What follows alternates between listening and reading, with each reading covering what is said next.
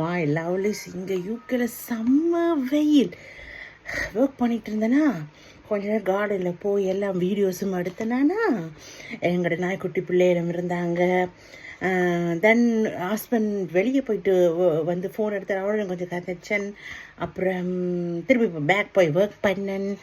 And then ரொம்ப இல்லாமல் போயிடுச்சு. இப்போ நான் வந்து எங்களுடைய ரூமில் கேர்டன் எல்லாம் வந்து கொஞ்சம் டிம்மாக இருக்குது. அப்படியே ஃபேனையும் போட்டுட்டு பாருங்களேன், ஸ்நாக், ஹெல்த்தி ஸ்நாக். இப்போ இருக்கிற தண்ணி தாகத்துக்கு எவ்வளோ தண்ணி குடித்தாலும் போகுதே இல்லை.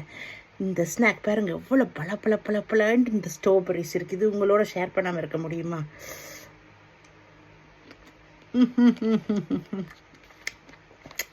இனிக்குது புளிக்குது எல்லாம் சேர்த்து அந்த தண்ணி தாகத்துக்கு சூப்பராக இருக்குது.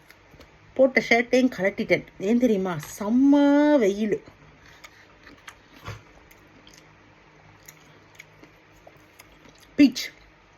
பீச் பழம், நல்ல ஜூஸியான பீச். இன்னும் பழுத்தா இன்னும் நல்ல ஜூஸியாக இருக்கும். இன்னும் கொஞ்சம் அரைப்பதமாக இருக்குது. அந்த 3 நாளாக பழுத்துடும். ஆனாலும் ஜூஸியாக இருக்கு.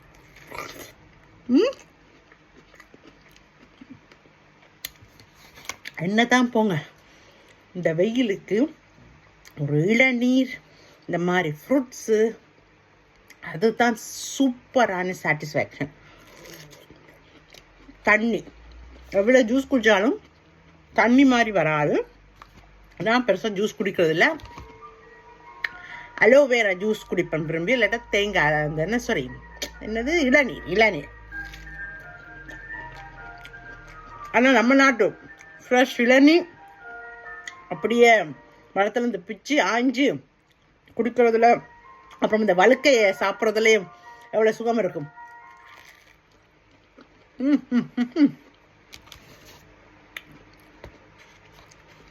கொஞ்சம் இதுக்கு பிரேக் கொடுத்துட்டு இதுக்கு பாருங்க எவ்வளோ பழுத்த ஸ்ட்ராபெரி.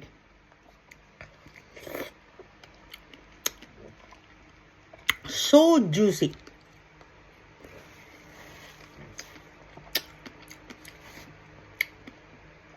இதை சாப்பிட்டுட்டு கொஞ்சம் தெம்பு இருக்கு, மிச்ச வேலையும் பார்த்து முடிச்சிடுவோம்.